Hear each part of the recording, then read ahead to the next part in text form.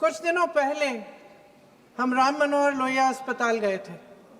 Police lathi charge में घायल दिल्ली की उस छात्र की स्थिति जानने के लिए जो आईसीयू में अपनी जिंदगी की सबसे बड़ी लड़ाई लड़ रही है। हमसे कुछ ही समय पहले आदरणीय स्वास्थ्य मंत्री जी श्री जेपी नड्डा वहां गए थे और उनसे कुछ समय पहले अन्य नेता भी गए।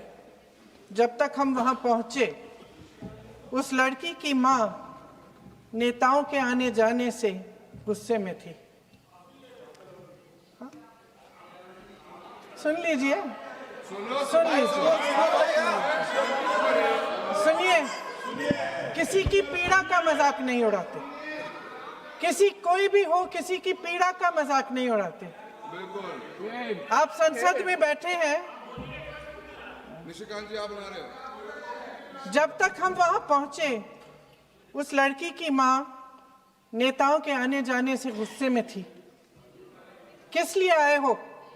उसने आईसीयू के दरवाजे के बाहर खड़े होकर हमें पूछा। हमारे सामने कांपते हुए हाथ जोड़े कहने लगी कि धन्यवाद, आप आए हैं, ठीक है, मगर मुझे किसी से नहीं मिलना, मुझे किसी से बात नहीं करनी। महोदय, उस मां की पीड़ा से उसका पूरा शरीर कांप रहा था, लेकिन उसने दृढ़ आवाज में कहा, सुबह से बड़े बड़े लोग यहां आ रहे हैं, एक के बाद एक वीडियो बना रहे हैं। वह भी आए जिन्होंने मेरी बेटी का ये हाल किया है। किस लिए? उसने हमसे पूछा। किस लिए? मेरी बेटी की बलि तो चढ़ गई है, लेकिन उसे कुछ भी हो जाए तो मैं उसके लिए अपने आप लड़ूंगी। मुझे किसी की मदद नहीं चाहिए, मैं अकेले लड़ लूंगी। महोदय, शायद मुझे यहाँ खड़े होकर सबके सामने ये बात नहीं कहनी चाहिए, मगर उस माँ की गुहार ने मुझे शर्मिंदा किया। उसके दिल के टूटने की वो आवाज़ जो अस्पताल की दीवारों से में गूंज रही थी, मेरे मन में अभी भी गूंज रही है। इसलिए उस माँ की इजाज़त लिए बिना मैं आपके द्वारा आदरणीय प्रधानमंत्री महोदय जी और आदरणीय गृह मंत्री महोदय जी से पूछना चाहती हूँ कि क्या ज़रूरत थी एक मासूम बच्ची पर इस तरह दमन करने की? क्या ज़रूरत थी उन छात्रों पर आंसू गैस चलवाने की, उन पर लाठियां बरसाने की, उन पर वाटर कैनन्स चलवाने की? क्या ज़रूरत थी उन नौजवान लड़कियों को जलील करते हुए उनके कपड़े फाड़ने की, उनको बेरहमी से गंदी तरह पिटवाने की? देश के युवाओं पर पैलेट गन्स और AK-47 चलवाने की क्या आवश्यकता थी? क्या वे आतंकवादी थे? क्या आतंकवादी हैं? टेररिस्ट हैं? हाँ, कांग्रेस बोल रही है। हाँ, कांग्रेस बोल रही है। जवाब दीजिए, जवाब दीजिए।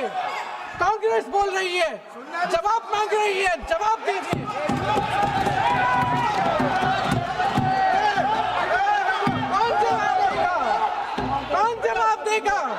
गृह मंत्री जी जवाब देंगे। किसने ऑर्डर दिया? किसने ऑर्डर दिया पैलेट गन्स चलाने के लिए? किसने ऑर्डर दिया? आपके माध्यम से मैं पूछती हूँ अध्यक्ष महोदय, किसने ऑर्डर दिया? प्रधानमंत्री जी ने दिया?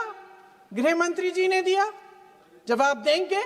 पूरा देश पूछ रहा है, सिर्फ कांग्रेस पार्टी नहीं पूछ रही है, पूरा देश पूछ रहा है।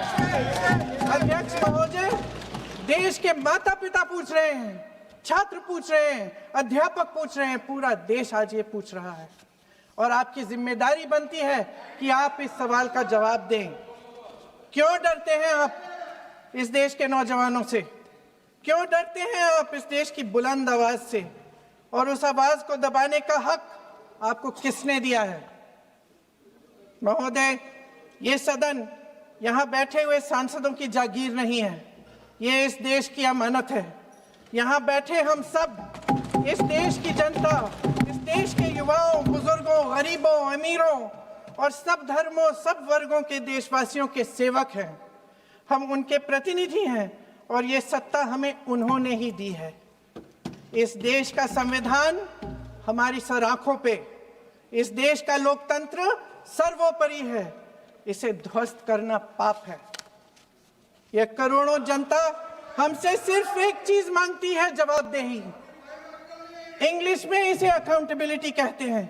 हमें सत्ता देकर, हमें यहां तक लाकर सिर्फ उसकी ये गुहार है कि जो हम करें उसकी भलाई के लिए करें, और अगर उनके साथ अन्याय हो तो हम उनके प्रति जवाबदेह बने और उन्हें न्याय दिलवाएं।